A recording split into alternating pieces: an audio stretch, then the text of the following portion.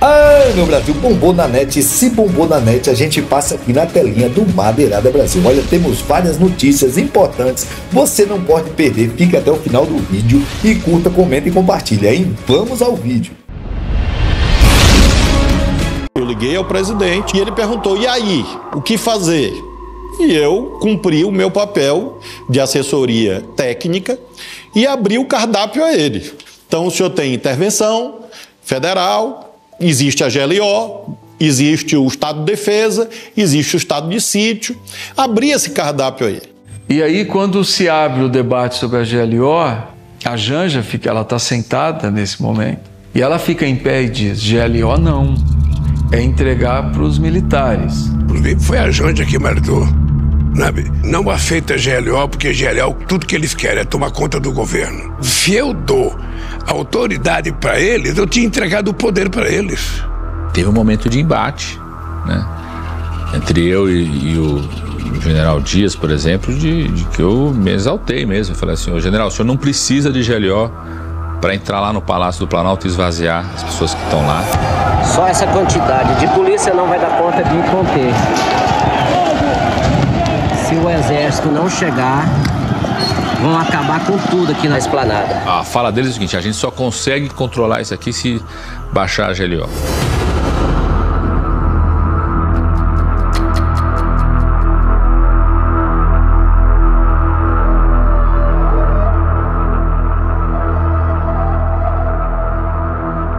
Eu achei que eu já sabia o que era o medo da morte, mas naquele dia ali eu tive a certeza que eu vou morrer agora. Foi por muito pouco.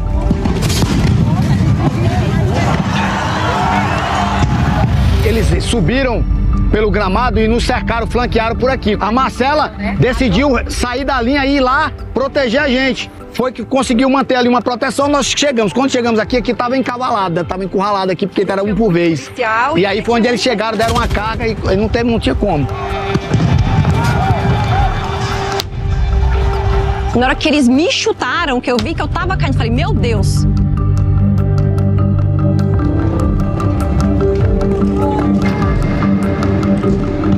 Tanto que eu não sei, eu não lembro especificamente da forma com que eu caí. Eu lembro só de estar subindo. Né? Essa é uma parte que não tem na minha memória.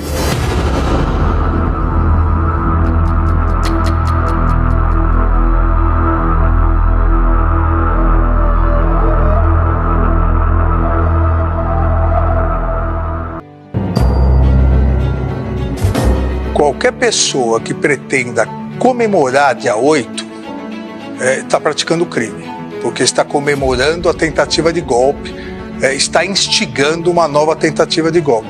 Então seria muito importante que essas pessoas tenham muito cuidado com o que vão fazer, porque depois vão acusar o Ministério Público, o Poder Judiciário de serem rigorosos demais.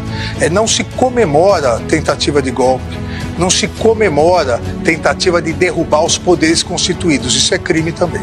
Eu fui comunicado pela Presidência da República e pela Presidência do Senado que haverá um evento dia 8 no Senado Federal, exatamente para relembrar que dia 8 o Brasil mostrou que as instituições são fortes e resistiu a uma tentativa de golpe. Eu estarei aqui em Brasília nesse evento mostrando a força das instituições brasileiras. Quem fala que isso no dia 8 foi uma baderna, uma simples baderna, ou é muito ignorante ou é conivente com a tentativa de golpe. Porque claramente, e as investigações da Polícia Federal e as denúncias da Procuradoria-Geral da República mostram, houve uma tentativa de golpe no Brasil. Eu não tenho nenhuma dúvida em afirmar que se não houvesse uma reação forte das instituições, nós hoje não estaríamos conversando aqui, porque o Supremo Tribunal Federal estaria fechado. Eu, provavelmente, como as investigações demonstraram, havia só 3 planos de prisão em relação a mim. Um só com prisão e outros 2 com prisão e morte e sumindo o corpo. Ou seja, não teve nada de brincadeira. Essas pessoas que falam que houve brincadeira são irresponsáveis. Eu queria passar para vocês agora os 2 áudios da deputada Zambelli. Esses arquivos foram encaminhados, como eu disse, pelo Delgatti a um conhecido que mora no interior de São Paulo. Vamos ouvir. O Walter, não aparece nenhum endereço de Brasília, né? Precisava do endereço daqui de Brasília. Não pode ser, porque quadra é prédio. E ele deve morar numa casa no Lago Sul, alguma coisa assim. Deve ser coisa do STF. Isso provavelmente deve estar nos arquivos do STF como casa, tipo, funcional, entendeu? Eu queria jogar agora no telão um trecho da conversa entre Delgatti e esse amigo, porque além de encaminhar os 2 áudios de Carla Zambelli, ele encaminhou parte das mensagens que trocou com a deputada federal. Vocês veem aí na tela de vocês, a Zambelli pergunta então o seguinte: e aí, já publicou? E o Delgatti responde: ainda não, mas já está no sistema. Aí a Zambelli segue questionando: essas contas são dele mesmo? Precisava do endereço dele aqui em Brasília. E aí o Delgatti, o hacker, responde assim: sim, já mando. Em seguida, o Delgatti menciona o seguinte: quebrei o sigilo do Xandão. Ao apurar o que aconteceu naquele dia nos bastidores, tem 2 momentos que eu acho bem críticos. Um é o da sala de crise em Araraquara, em que se opta pela intervenção federal na segurança e se descarta a GLO, e o outro é a negociação dos ministros civis com os militares. Esse momento da GLO foi bastante importante, porque tinha uma pressão que era até verbalizada por ministros do governo, e eu fico falando, mas já me arrependo, porque eu quero que vocês vejam o filme, mas era uma pressão grande no presidente para ele fazer GLO, então, que chegava por meio de civis também. E uma hora a gente tem um relato de que ele dá assim, um tapa na mesa, assim, sem paciência, e fala: se quiserem você está sendo delicado, né? Deu uma porrada na mesa, deu um murro na mesa, Com a mão fechada. Porque do jeito que você fez assim... Com a mãozinha, né, pequenininha. Isso não foi bem assim.